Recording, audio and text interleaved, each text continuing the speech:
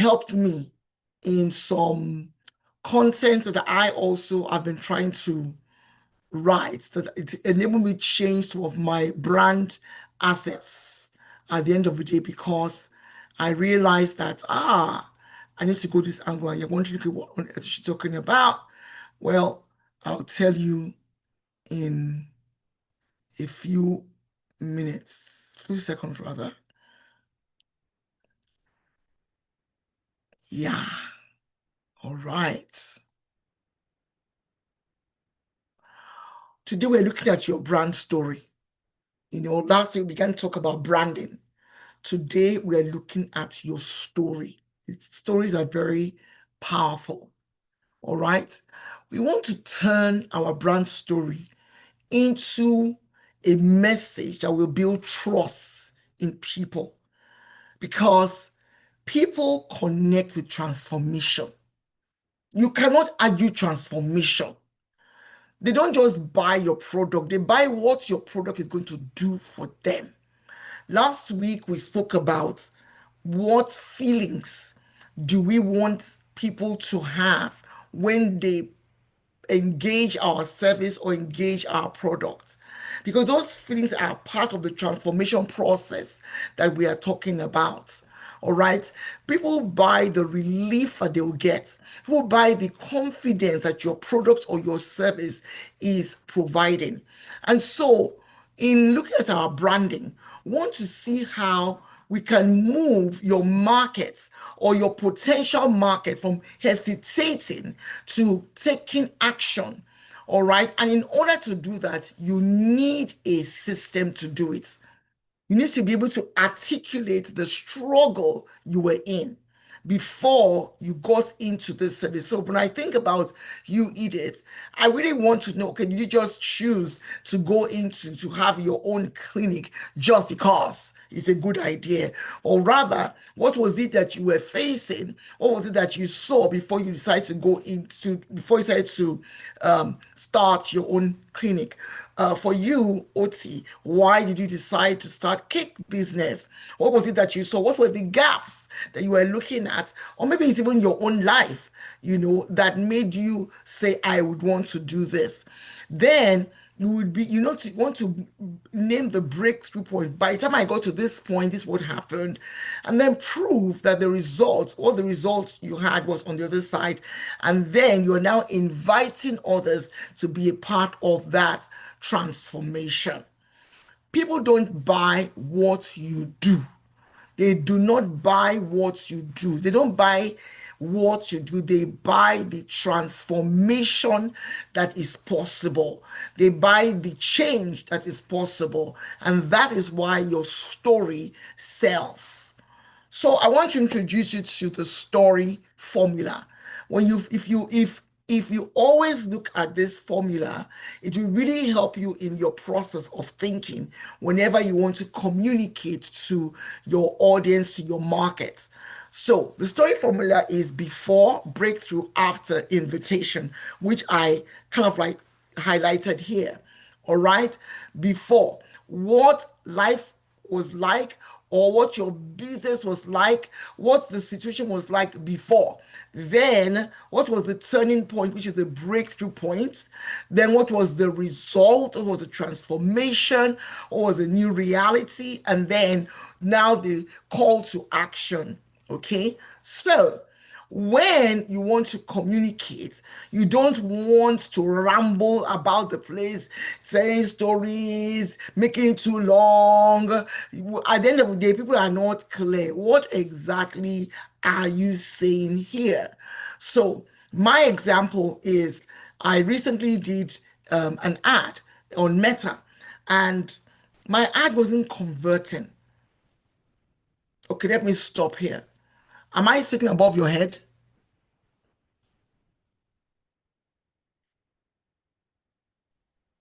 Not yet. Thank you.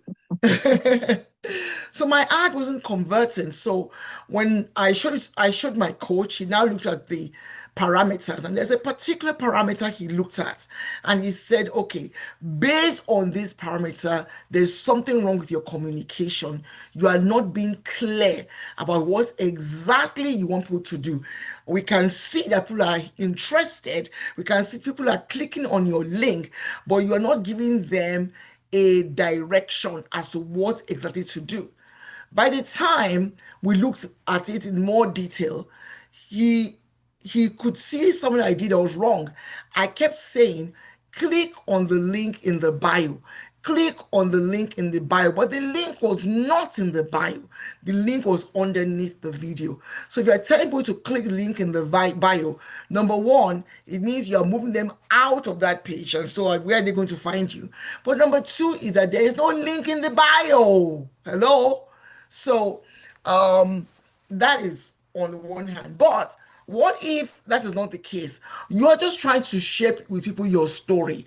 You don't want to ramble up and down. You want to have a structured way of sharing your story so people can see it very clearly and be able to identify, be able to connect right there with you that, oh, this thing is speaking to me. All right. Before it took 5 hours for us to attend to this particular issue in the medical practice. But based on this we put together, it now takes 1 hour. Come and use my service, period. Before, I had these 10 children or who used to dress in this particular way. After sharing with them, blah, blah, blah, blah, blah, this is the outcome. Send your children to me. I will show them how to dress without being naked. All right. I had another example I'll give. So let us look at it. It says, what struggle did you face? You can see that gentleman there, hand on the head, the friction he was going through, the confusion, the valley of death, as it were. So you want to articulate the chaos, articulate the issues, the friction that you were trapped in the place of, gosh, how do I get out of this mess? How do I bring about change? It may not be your own story, it may be the story of your avatar, the story of the potential clients you could see that they had this issue. Now, when I think of my family business based in Nigeria, my dad said his issue was, first of all, he was in the aviation industry, so traveling wasn't an issue for him per se. In every week, I think probably traveled every week. So he would take all clothes, his and my mom's, to the UK to have dry clean because in those days we didn't really have proper dry cleaning businesses. And when he even dropped it with the dry cleaners, sometimes he came back ruined. So that was his chaos. That was his challenge. Looking around and seeing that most of his colleagues simply took their clothes to the United Kingdom to have dry cleaned. Yeah. So what was the breakthrough? What changed?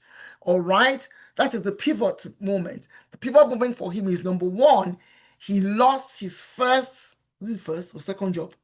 Okay, he lost his position as the director of airport operations. But before then, he had been planning that because it had happened before, and he had planned that the next time it happens, he will not be found caught wanting. So let me come back here to the before. So the before actually is that while working for Nigeria Airways, he got laid off due to some politics. Then it was Gawan in power. Yeah. And he said that he told himself that it will not repeat itself again, but that even if it did, he will not be caught in a vulnerable position as it happened at that time. Because what happened is, this is a good story. We used to live in the GRA because we were Airways children. So when your parents worked for Nigeria Airways and they were of certain level, you had your home in the GRA. So most of us in those days, in the 60s, who lived in GRA all our parents were either pilots or working for basically Nigeria Airways. Now, when he lost his job, it meant we could no longer live there. I remember I was age 10. I was just about entering secondary school, though I did not know why we moved. But it's later I got to understand the story. So we now moved to another home, right? Much smaller than the huge compound, huge GRA property. So that told him that he must never put his family in a situation where somebody else determines for them where they should live. So that programmed him for that. Two, that even if he ever gets laid off again, he will be in a better position whereby he will not feel vulnerable. So it was my mom for a season that had to take care of us, which we never knew. It was later they told us the story.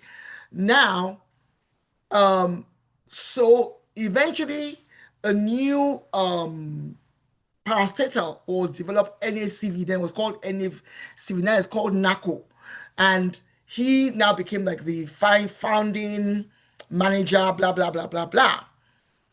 So from that time on, he began to think about what business can he go into such that he's not dependent on any human being that will come and tell him leave. So that is the before.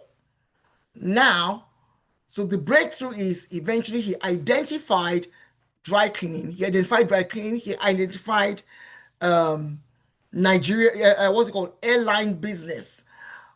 He had done everything on airline business, but changed his mind on airline business. Why? Said because one day, while they were in the aircraft and Babangida was to do whatever he was to do, that aircraft was grounded and everybody asked to disembark because Babangida had to go somewhere. And he was like, eh?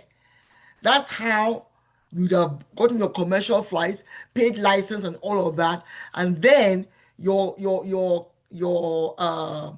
passengers will be disembarked, and then you now have to return refund money. In short, he just thought this thing the is unstable, so he would not go into it, and that is how he ended up choosing dry cleaning instead of going to the airline business. So, what is your own story? When you look at your story, you will discover that it's not just one thing. It's layers that eventually led you to where you are today. That is your breakthrough, your light bulb moments.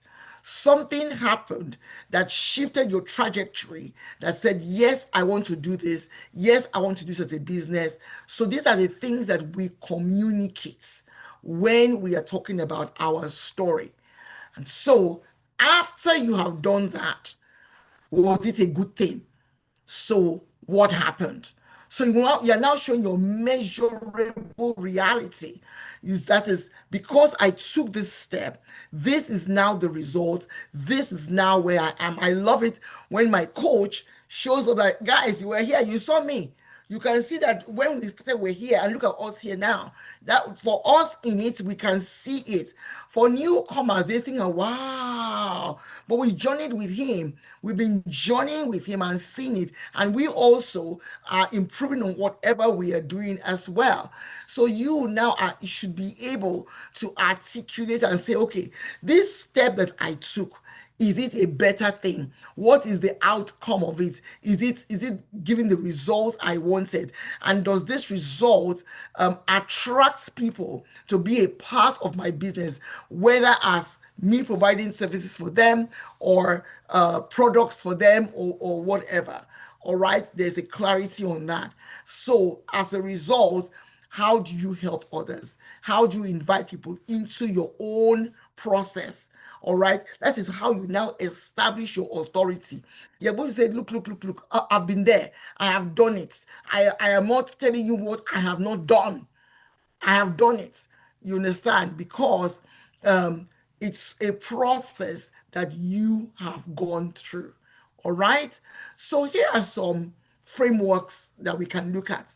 Before, I struggled with confusion around my purpose. I knew God had called me to more, but I don't know how to structure it. Or after learning how to simplify my offer, simplify my idea, and build systems, I generated consistent income. Now I help other people do the same thing as a company. So I'm going to stop sharing for now, and I want us to share with each other our own story. If somebody asks you your own story, how will you share it with them? So I'll start with you, OT. What is your before? What is your breakthrough? What is your after? What is your invitation? And then vice versa. And then we'll see if that sharing, if you are able to invite uh, Edith into your ecosystem, and if it is able to invite you into her ecosystem. Right. So who wants to go first? Who's going to be on the hot seat first?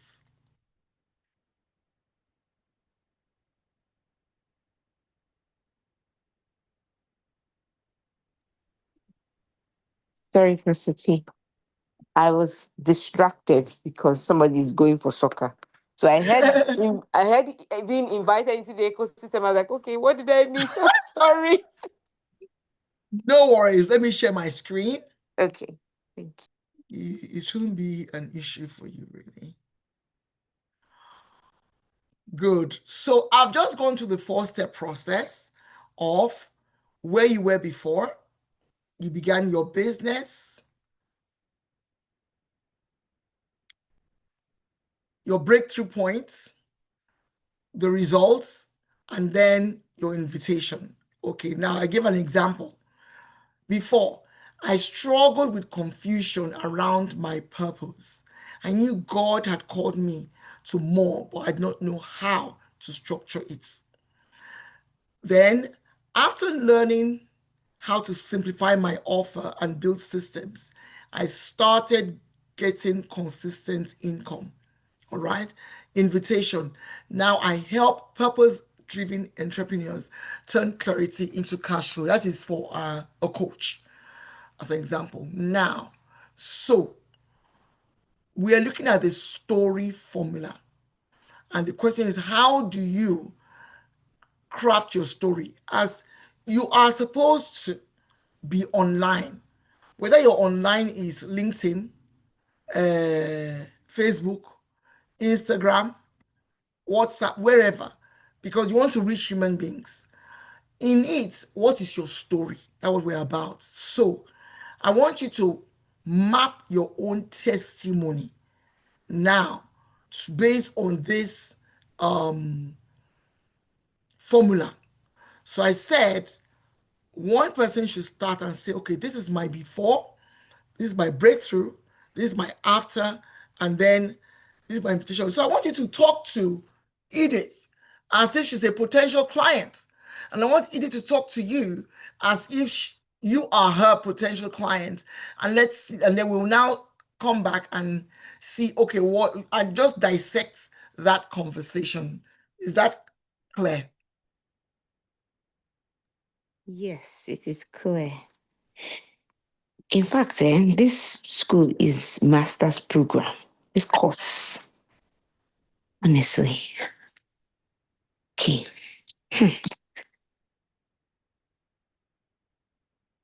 Okay, so we're going to start.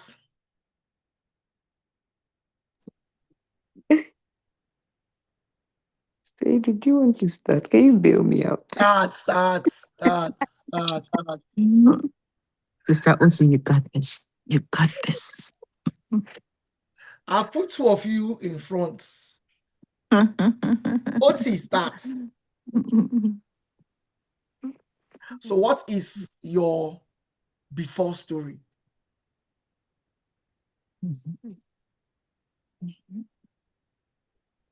Story.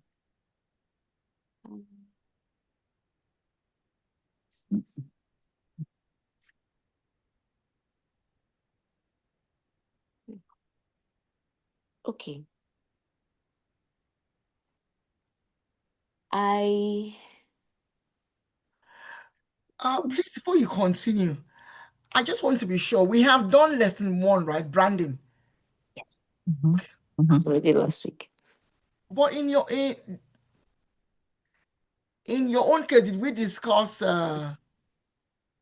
we discuss being on Google My Business? No. Okay. I have to share that video. Sometimes the way each class goes, different things come out. And okay, please continue.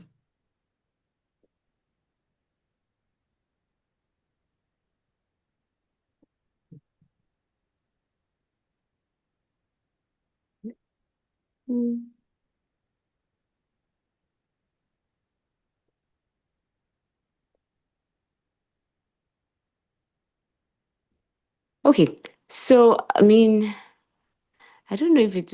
Well, let me just see how it's coming into my head. I've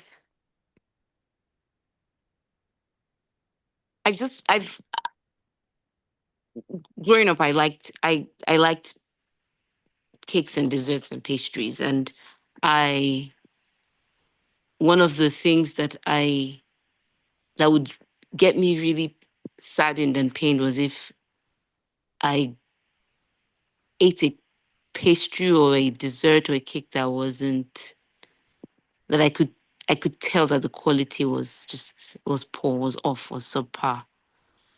And this made me so because I liked it, I enjoyed to eat those things. I decided that I would want to get into doing them in a very high quality standard.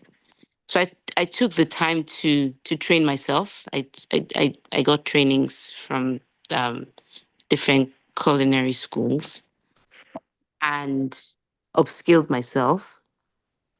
And I gained the confidence, I gained the ability, the capacity, the skill set to be able to bake and design beautiful and tasty treats. And so um I don't know what the my invitation will be. Jeez.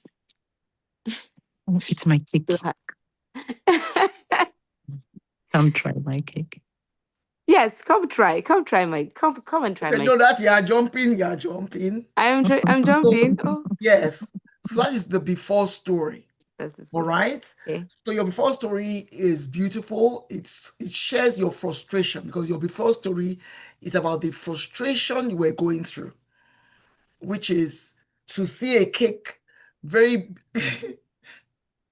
my wedding cake was like stone. I'm not exaggerating. If you threw it on the ground, boom, to sit down there. It's funny. Because it was given to an aunt to do. So the frustration was there. You liked cakes, but so what is the breakthrough moment? Therefore, how did you pivot? The pivot. Where would you say? Maybe Yeah. I think I would say my pivot. Okay, my pivot is also a story. Mhm. So my pivot was my wedding cake. Ah. I had been baking for a very long time, over many years, but I'd never I'm done sorry. it. Were you selling when you were baking all those years? Yes, I was selling some. I wasn't like it wasn't like Wasn't a business. it was a side hustle, that kind of thing. Good, Yeah, it was good. a small Okay. side hustle. Okay. So um I was doing it as side hustle. I had an event manager who was giving me clients, right? But I still had my 9 to 5. Mhm. So I my breakthrough, okay, my pivot. So I did my wedding cake. And I'd never done a cake. I'd never done a wedding cake. So I wanted to do mine. I'd baked it. I was living in England and I came back home just maybe a couple of weeks before my wedding. And I wanted to do this cake. But there was so much happening. My father didn't have faith in me. He didn't believe like I could do it. I think that really impacted me. So I did the baking and everything. It was the decorating. I think the stress and the pressure of everything, I felt sick. And my father swooped in, and then he's like, okay, so he has already somebody, a backup person to do this great cake. And they did the cake. I was disappointed in me. And what ended up happening was the cake that I baked for my wedding. Mind you, I'd already baked, I just hadn't decorated. Decorated. That cake was distributed to people. I left some in my parents' home. They had some as well left over from the one that the other person baked. And till now, till I tell you, till today, my mom still says, your cake was so much better. Like it was so tasty. People still come to say, your wedding cake, I don't understand. How didn't you end up doing it? That cake was so good. And so it got me, it what why so what made what why I pivoted was that I realized that I was lacking I lacked confidence in seeing it through. I Mm. was scared to see it through. I didn't want to fail. It was my wedding cake. If it didn't come out well because I'd never done it before, I think somewhere along the line I chickened out, and maybe that's why I was sick. I don't know, but I think somewhere psychologically I chickened out, and my father helped me out.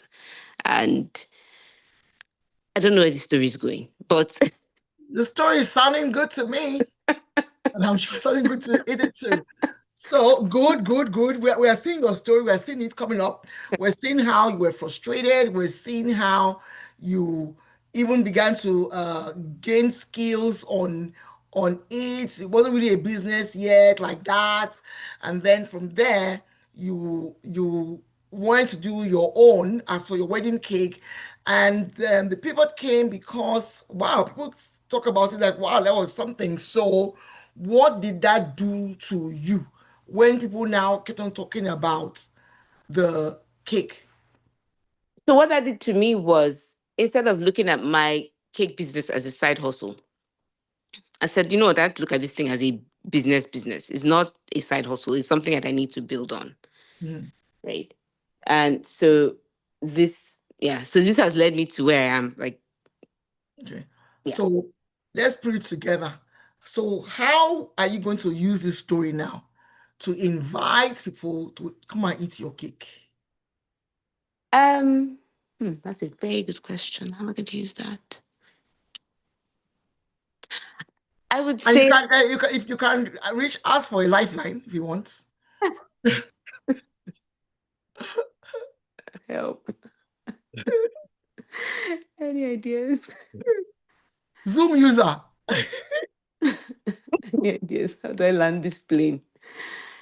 Hmm. Pastor T, you know why it's on Zoom user, right? It's because I never remember how to change it.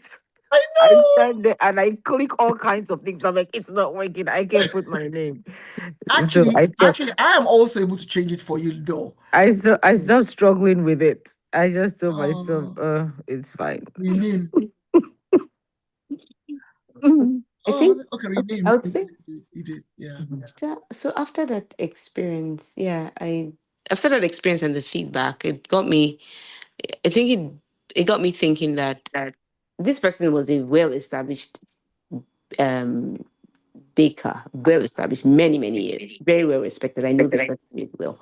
And Mm, but the feedback was that mine was better and mine stayed longer. Even when it came out of the freezer, it would be like, wait, this thing, it's this few months old and it's still like this. And so what that did for me was it boosted my confidence. Like confidence. I was like seeing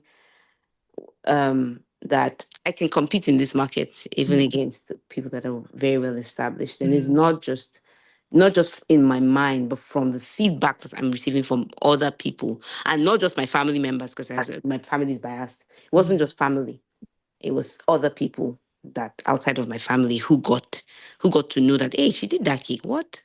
mm. So um, so the invitation is come and try my cakes. I don't I I, I give you the best treat.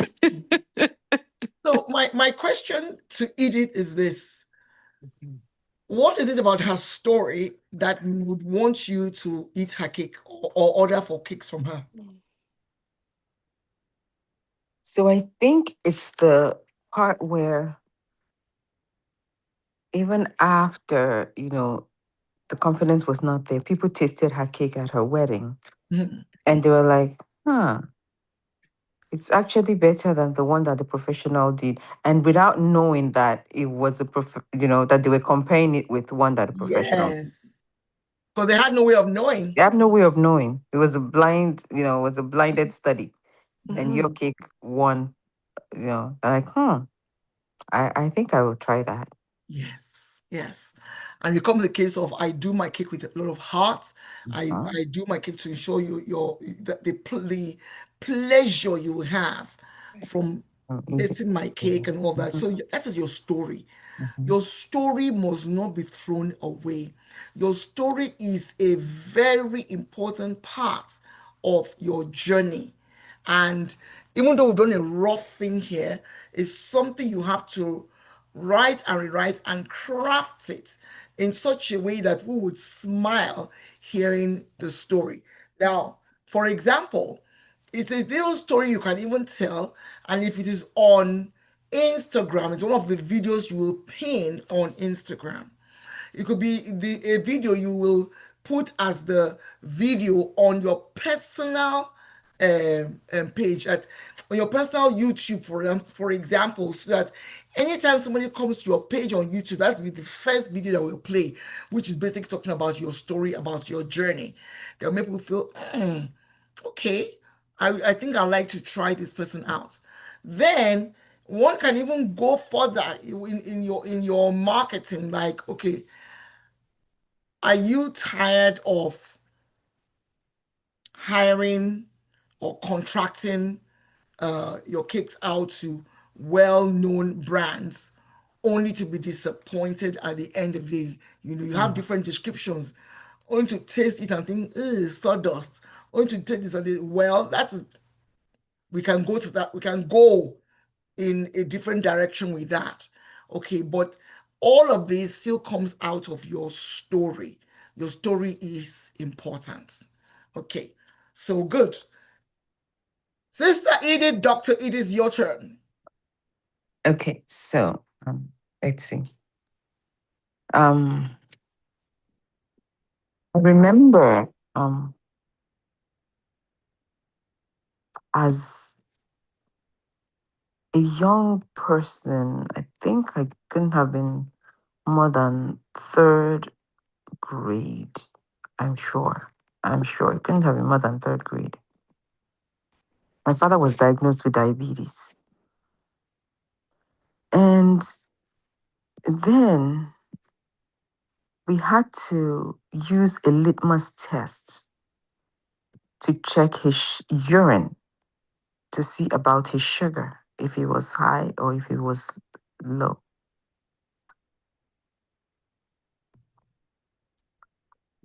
That was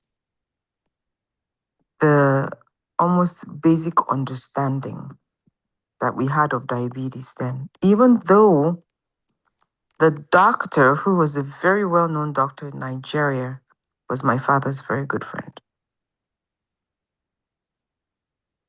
So the knowledge about caring for diabetes was not very robust then, and people just didn't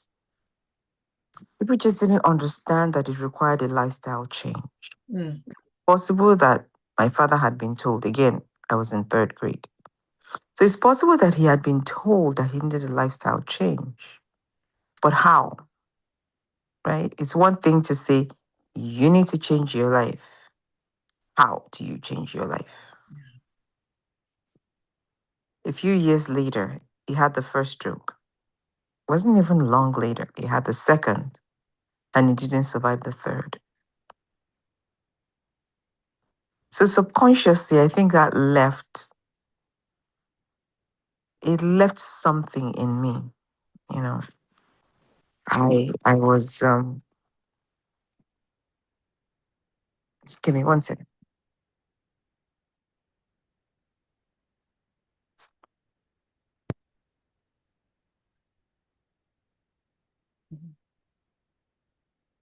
Can you hear me?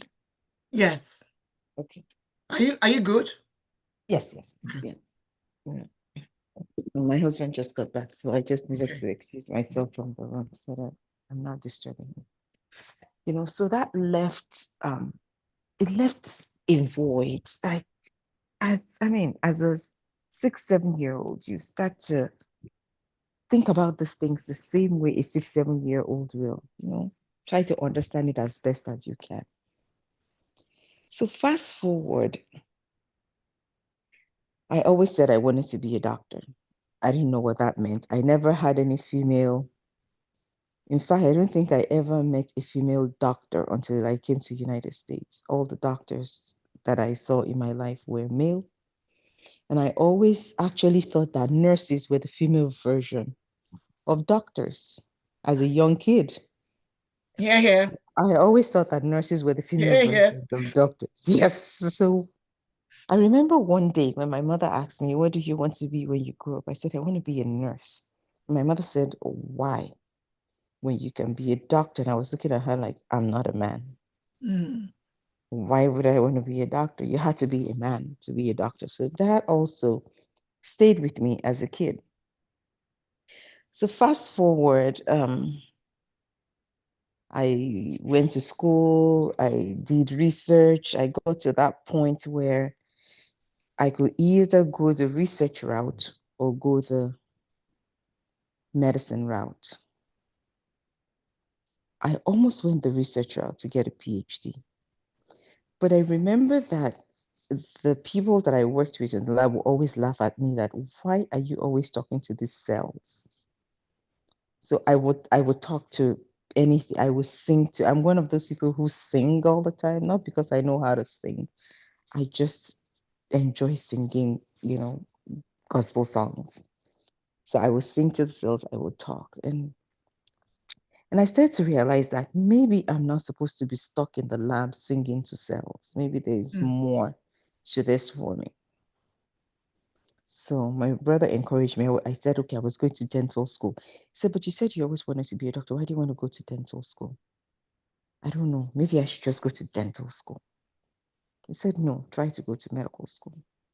So I tried. The first time I didn't get in. I packed up the dream and put it. I made it to a wait list, packed up the dream and said, I'm not doing this again. It's too stressful. Fast forward a few years later, he came back again and said, you need to apply to this medical school thing again. I was very upset about it. I'm like, you cannot ruin my life, blah, blah. But I did it. And this time I got accepted. By the time I got to my third year, it was clear that the things I wanted to do were not the things I was called to do. Hmm. It was Mm. very clear. Mm. The things So I the wanted to do were were not the not things the I was things I was called called to to do. do. You started to become very clear. So the very first thing I wanted to be was I love the brain. I wanted to do something, you know, neuro something.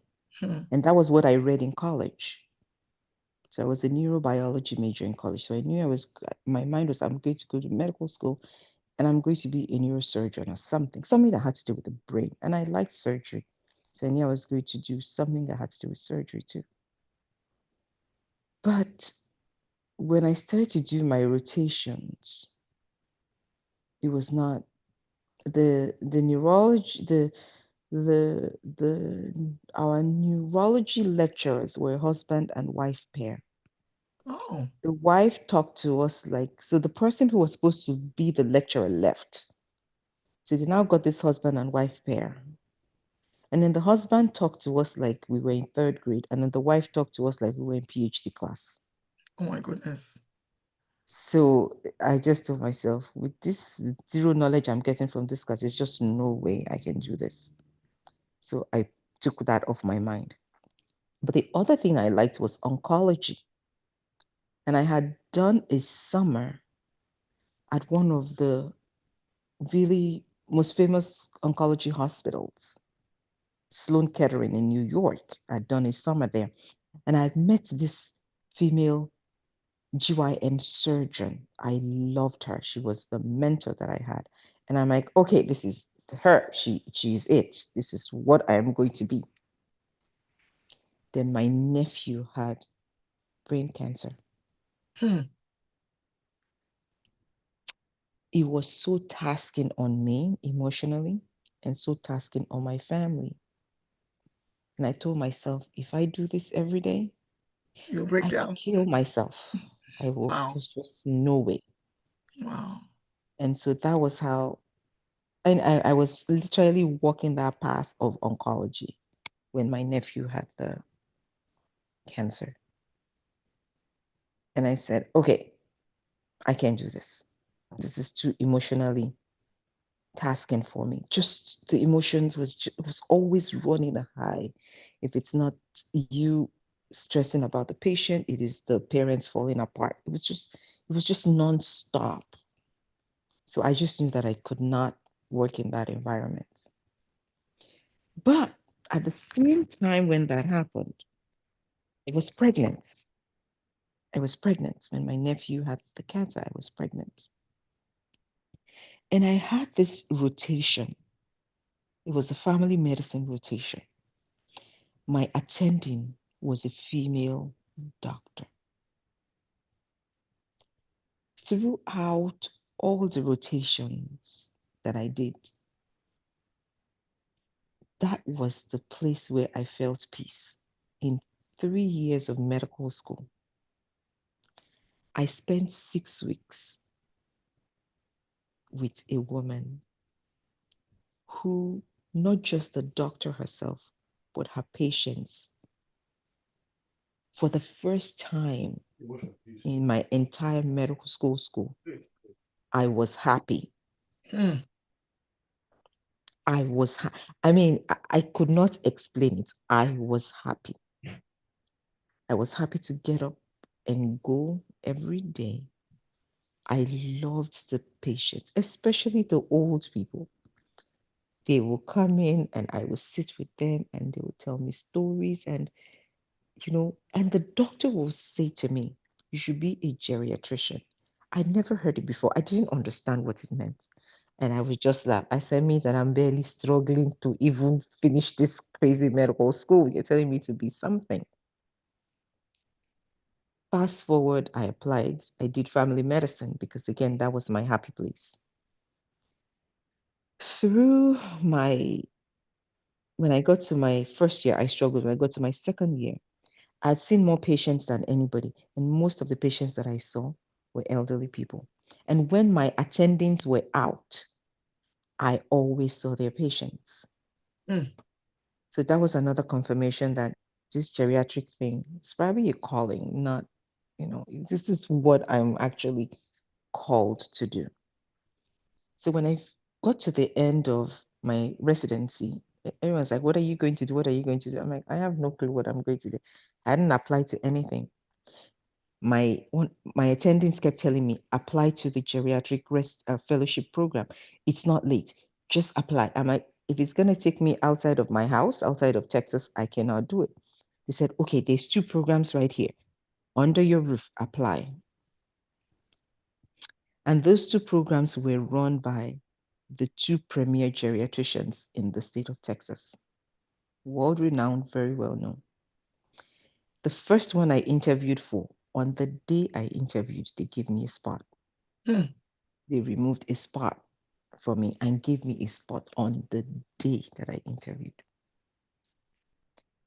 The person I interviewed with, again, God always shows me who, like this is. She was the person I wanted to be.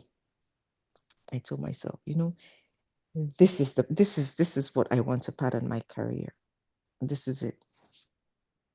But I ended up not going to that program.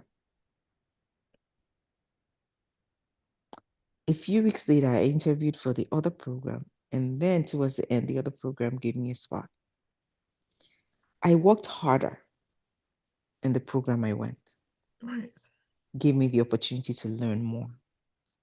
And the Lord opened the door for me to stay an extra year to learn wound care, to do a fellowship in wound care. So when I think back to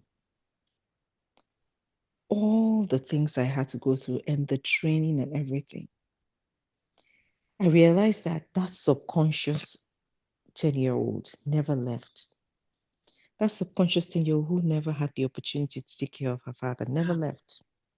Never left.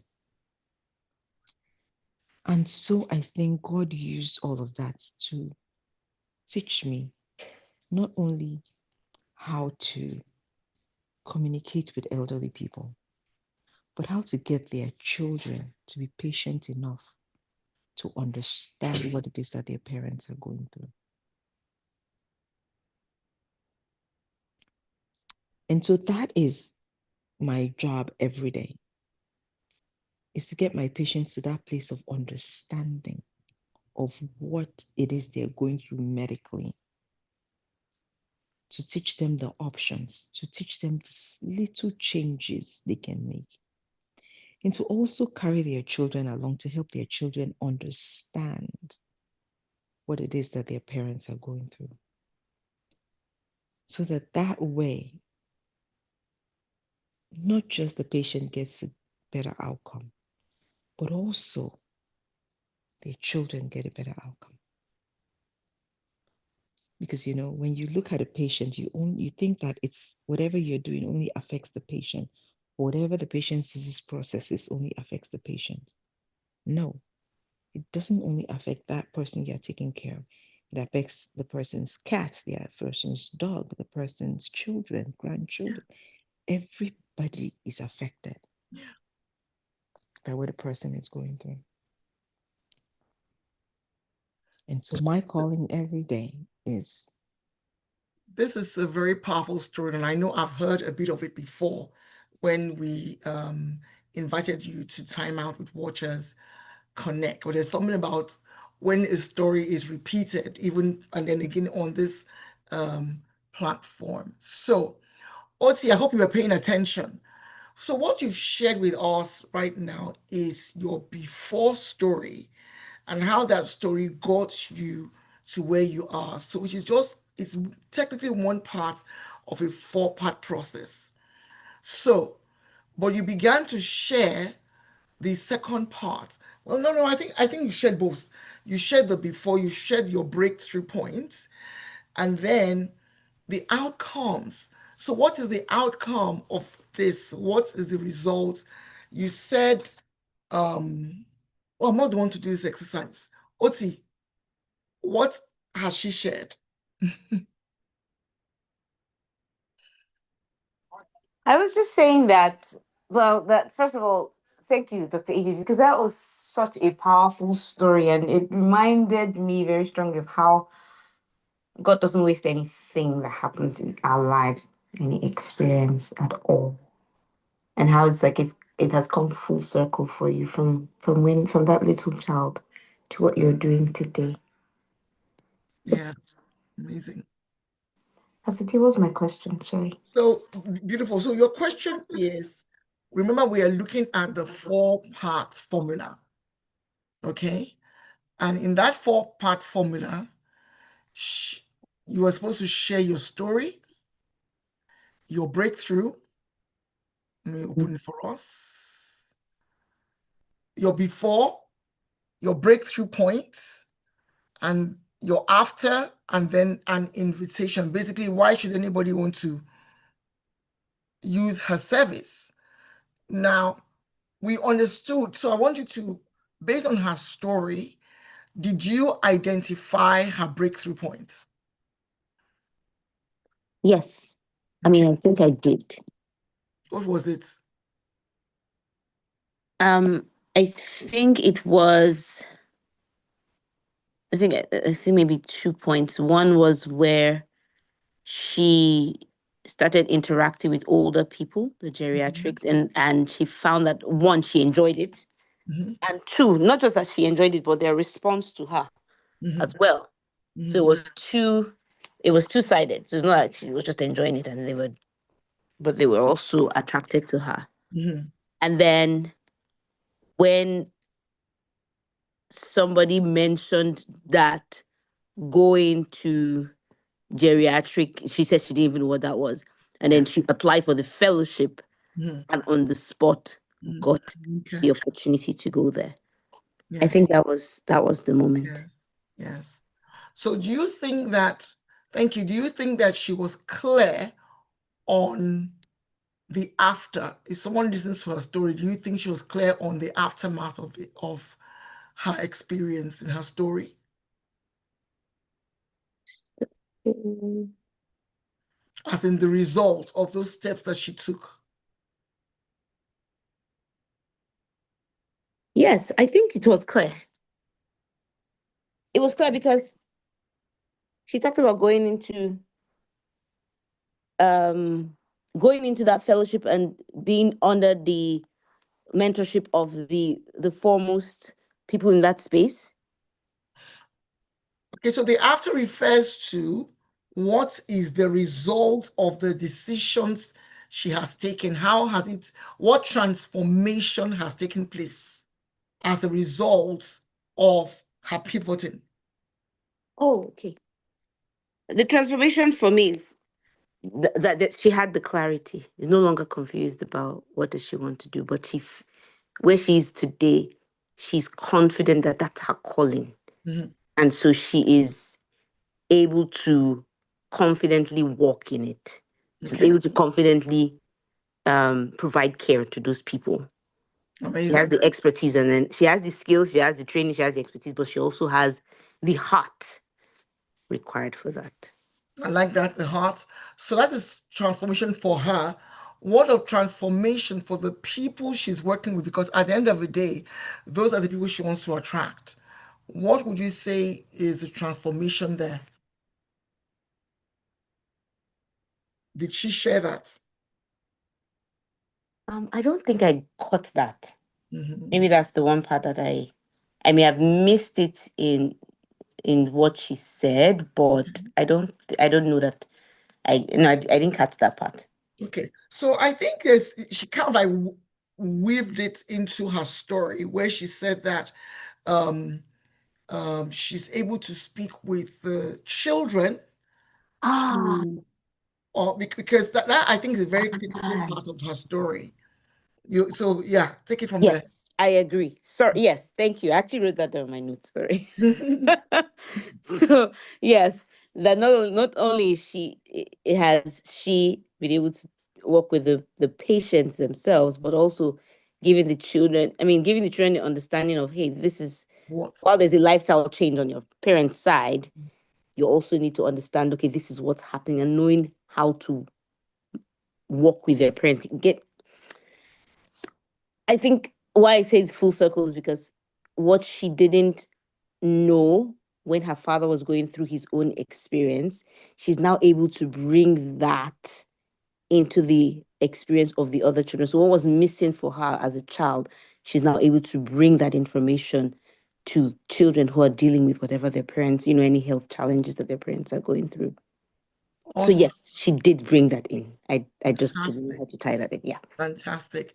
So one more question. So, Edith, do you think that you are offering a unique selling point by what you do? Or I is it think so. common?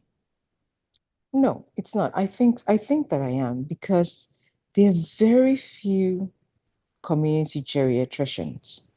Most of the geriatricians work in a system, Hmm. so like a teaching system, and that was where I worked first before Hmm. I had my own clinic. So my clinic runs such that I don't rush my patients because I'm dealing with elderly people. So my staff know that once I walk into a room, the time almost comes to a stop, right? So, and I always tell my patients that yes, I may run late from time to time, but everybody gets their time. Yeah. Those who need 5 minutes will get 5 minutes. Those who need 30 minutes will get 30 minutes. Okay. It is very difficult to find that kind of care in this fast-paced medicine world we live in outside of an academic setting. Mm-hmm. You only find that kind of care in where you have training, resident training. Okay, I train residents in my clinic too.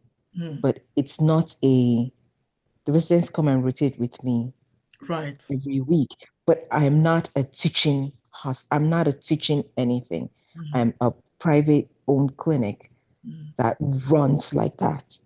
So it is not very common that you find that.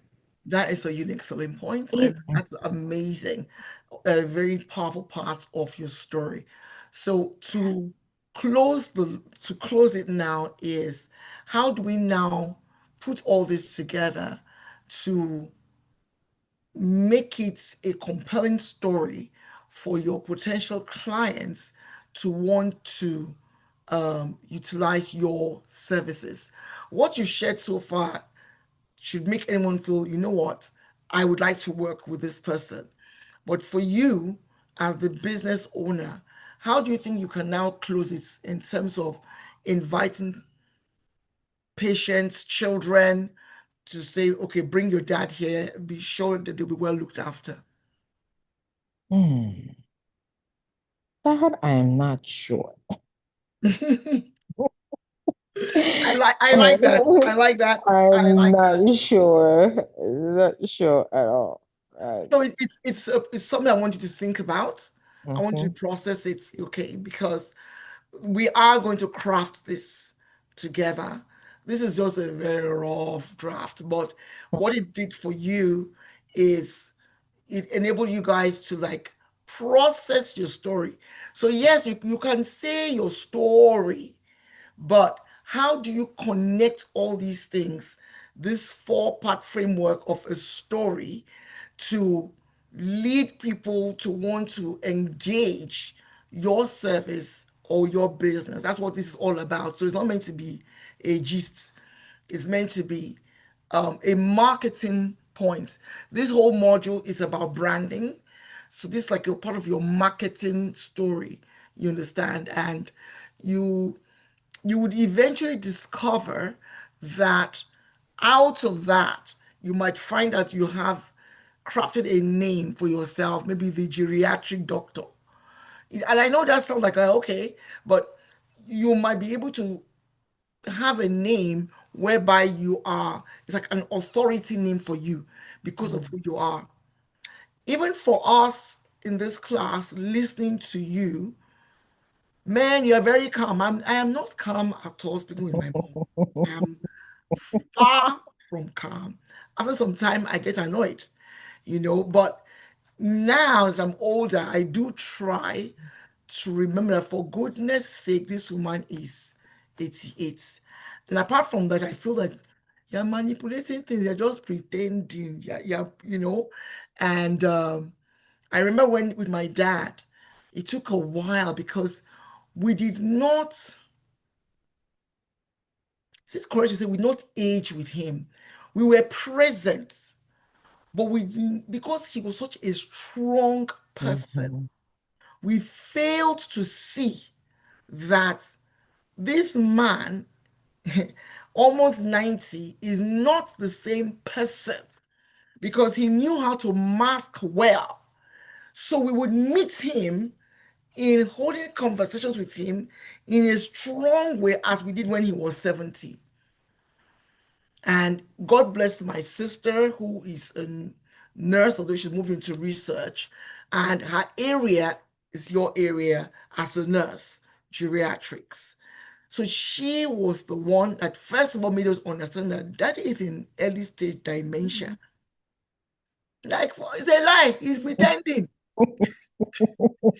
He is pretending. Forget it. We know that he's up to all sorts of tricks. You understand? You would say something, my dad would say, that is my first time. What do you mean it's your first time? We had a full-blown conversation. I Vacation. tell you, it's my first time to hear this. We discussed among ourselves, look at this man. So my sister came home, she came to Nigeria, and then she spent a whole day with them. And then she called us and said, guys, daddy is in onset dementia. And here are the ways you know Close. he's in Mhm. onset dementia. We're like, eh? And that's how the process started of you have to just understand this man is old. Oh. And this is, we began to work with him like that. But coming to you is that none of us have this kind of patience of being so calm, talking. And so I believe for you, definitely, and you have confirmed it, it's a grace of God. Mm. You have a grace to do it. You're not looking at your watch when you talk. Yeah, you just talk calmly. To God be the glory. You're a gift to humanity. Okay, that is not to say I don't get impatient with my mother. We're talking about business here. We're talking about business here. That is not to say I don't get impatient with my mother. That is not to say just sometimes I don't get impatient with the patients of the children. Yeah. Usually it's the children I get impatient with, not the patients themselves. Awesome. Sometimes you have to snap them into reality. Like, Mm. look, this is what is going on. I know you don't want to accept it because in your mind, you're still 22 and your mother is still 48. She's not 48 anymore. You have That to is exactly. snap Yeah. out of it. She's not 48 anymore. Yeah. So Mm. yeah, sometimes I have to be a little stern, but for the most part, no, they come because they know that they can talk to me. I think that's why a lot of them come. Thank you so much for your stories. Your stories are really beautiful. Before we close, have you ever considered um sharing this story as, like for you, Edith, um, a lot of families still do not understand the implication of certain health conditions, either for their parents or even for themselves, Mm. and are still very careless. So, have you ever considered that this could be part of your? I know you're a very busy person, but part of your portfolio in terms of business, doing sessions and the like. And for you, Oti, what I took from what you shared strongly was the fact that you had a passion, but you also went out of your way to build skill. And that is a part that a lot of people tend to miss Yes. in all their process and all their journey, that as much as your passion is good, there's also a place for skill development, and that in itself is something. So we can have that conversation on that day. I just wanted to throw that out there to you guys. It has been such a great time having this, sharing your story. And yeah, I'm glad. For me, I'm pretty glad hearing your story. Before we call it a day, any comments, any additions before we end our class? Oti? It is? Sister Okay. Oti, where in Canada do you live? I'm laughing. I was asking myself the same question about you. I was going to just ask you, where do you live in the US? So that's so funny. I live in Ontario. I live in Burlington, Ontario. Oh, okay. I don't know She's what like that is. she's like technically 20, 25 minutes away from me. Ah, Oh, okay. Okay, That. I don't know where that is. But I have family coming to Saskatoon or something. But ah, Oh. by that's air. far by air. Yes, yes, certainly by air. Okay. I will come to Ontario. I will kill all the birds with one stone and That'd be come and eat nice. your cake. That would Yes, be I will come and nice. eat that cake. Oh. Uh, Where do you, uh, where are you? I'm in around Houston in Texas. Texas. Love Texas. Mhm. Okay. It was warm. Okay. Yes, it's warm. This I plan to it come is there this very year by warm. God's grace. So if Oh, if I do come, I will let you know. yes, I'm please. hoping to make it there this Yes, year. please. Definitely. This I year. will leave the light on for you. Yes, please. Hey, Yes, hey, please. okay. So I wanted to say something. This morning I was on another call with some women, and they're also in Canada and the US, Nigeria, different places.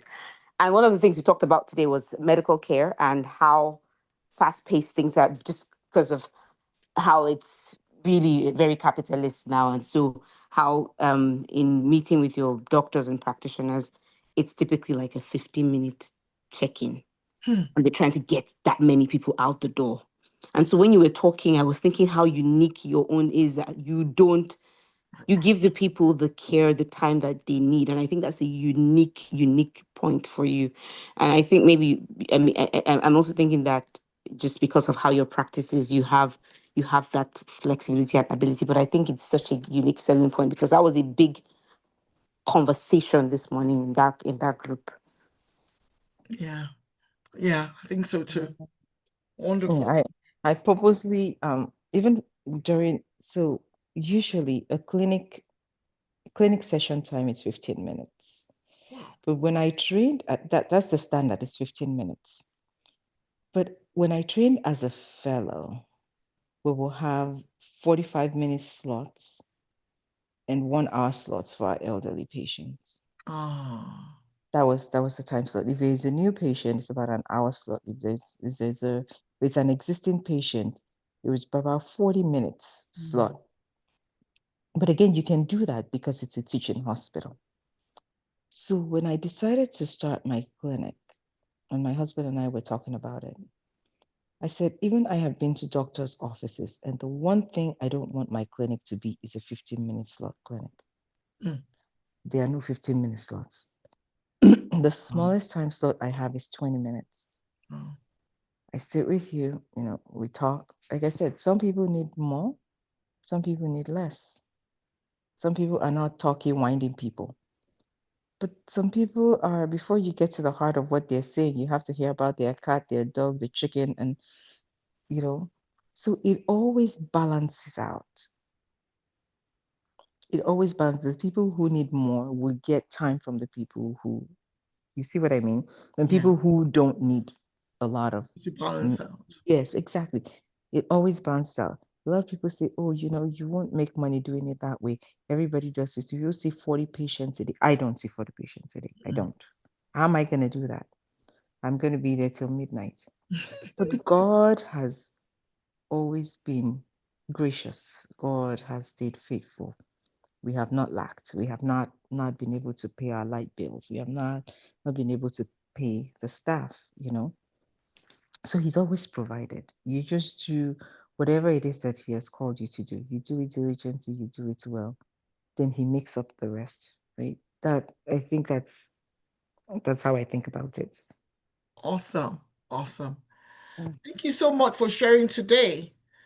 So as we go, Heavenly Father, thank you, Lord, for these beautiful sessions that we've had as we've journeyed through stories and how you've worked everything for good. Father, thank you, Lord, for the unique story of Oti and the unique story of Edith. Lord, I pray that even as they continue to process their story, they'll be able to craft it in such a way that it becomes truly unique selling points that will attract the right people to their businesses in Jesus' name. We thank you as you continue to supply wisdom for us from clarity to cash flow. In Jesus' mighty name, amen. God bless you. I look forward to seeing you next week. We continue our wonderful journey from clarity to cash flow. See you all next week. Oh, no, no, no, no, no, no, no. Next week, I'm going for evangelism. So, if you want, I'm teaching teaching module 3 on Tuesday. If you want, I can have the video ready for you. So that's what you'll watch on Saturday. Or if you prefer the live, then that will be in 2 weeks' time. It's up to you. What do you want? No, I know the answer, but I'm just asking. Okay, I've heard. I know the answer. I'm just being Canadian. Excuse me, please. Excuse me, please. Oh, hi, are you here? Okay, just a second, please. Okay. I think Pastor T doesn't All right. realize that this is therapy session. This is my weekly therapy session. So I need it to be live. I'll just be in Canadian. All right.